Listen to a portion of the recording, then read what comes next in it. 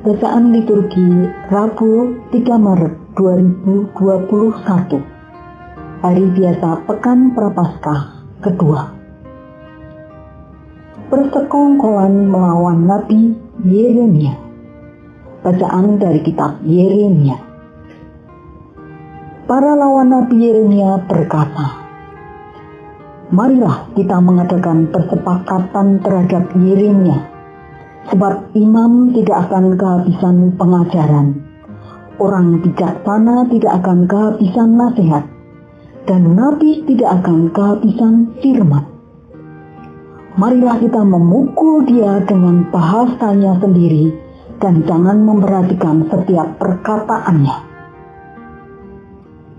Perhatikanlah aku, ya Tuhan, dan dengarkanlah suara pengaduanku. Akan dibalaskah kebaikan dengan kejahatan?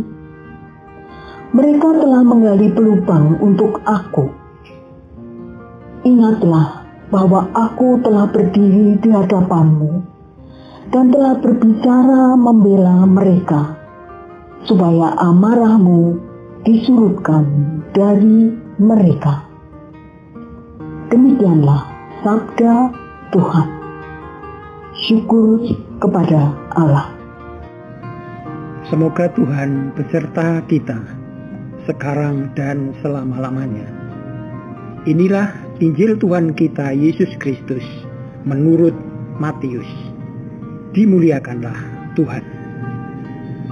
Pada waktu Yesus akan pergi ke Yerusalem, ia memanggil ke-12 muridnya tersendiri dan berkata kepada mereka, "Sekarang kita pergi ke Yerusalem, dan Anak Manusia akan diserahkan kepada imam-imam kepala dan ahli-ahli Taurat, dan mereka akan menjatuhi dia hukuman mati. Mereka akan menyerahkan dia kepada bangsa-bangsa yang tidak mengenal Allah, supaya ia diolok-olok, disesah, dan disalibkan. Tetapi pada hari ketiga, ia akan dibangkitkan." Maka datanglah ibu anak-anak Zebedius beserta anak-anaknya kepada Yesus, lalu sujud di hadapannya untuk meminta sesuatu kepadanya. Kata Yesus, "Apa yang kau kehendaki?" Jawab ibu itu, "Berilah perintah supaya kedua anakku ini kelak boleh duduk di dalam kerajaanmu, yang seorang di sebelah kananmu dan yang seorang lagi di sebelah kirimu." Tetapi Yesus menjawab, "Kamu tidak tahu apa yang kamu minta. Dapatkah kamu meminum cawan yang harus kuminum?" Kata mereka kepadanya, "Kami dapat." Yesus berkata kepada mereka, "Cawanku memang akan kamu minum, tetapi hal duduk di sebelah kananku atau di sebelah kiriku, aku tidak berhak memberikannya. Itu akan diberikan kepada orang-orang bagi siapa Bapakku telah menyediakannya." Mendengar itu marahlah ke-10 murid yang lain kepada kedua saudara itu. Tetapi Yesus memanggil mereka, lalu berkata, "Kamu tahu bahwa pemerintah bangsa-bangsa memerintah rakyatnya dengan tangan besi, dan pembesar-pembesar menjalankan kuasanya dengan keras atas mereka. Tidaklah demikian di antara kamu. Barang siapa ingin menjadi besar di antara kamu, hendaklah ia menjadi pelayanmu. Dan barang siapa ingin menjadi terkemuka di antara kamu, hendaklah ia menjadi hambamu. Sama seperti Anak Manusia, ia datang bukan untuk dilayani, melainkan untuk melayani, dan untuk memberikan nyawanya menjadi tebusan bagi banyak orang." Demikianlah Injil Tuhan. Terpujilah Kristus. Bapak, Ibu, dan saudara sekalian yang terkasih dalam Kristus, marilah kita merenungkan sabda Tuhan hari ini. Renungan akan saya ambil dari buku Inspirasi Batin. Seorang ibu pasti menginginkan yang terbaik bagi anak-anaknya. Bahkan ia rela melakukan dan mengorbankan apapun demi kebahagiaan anak-anaknya. Kita tentu ingat kisah tentang seorang ibu dari Siro-Venesia yang datang kepada Yesus untuk memohon kesembuhan bagi anaknya yang kerasukan roh jahat. Kita masing-masing tentunya juga mempunyai pengalaman tentang betapa besar kasih dan pengorbanan ibu kita bagi anak-anaknya. Ada yang selalu meluangkan waktu untuk mendampingi anaknya belajar setelah dilelahkan oleh pekerjaan rumah yang menumpuk dan bahkan tiada habis-habisnya. Ada pula yang rela menahan lapar atau makan tanpa lauk agar anaknya bisa kenyang dan makan dengan enak.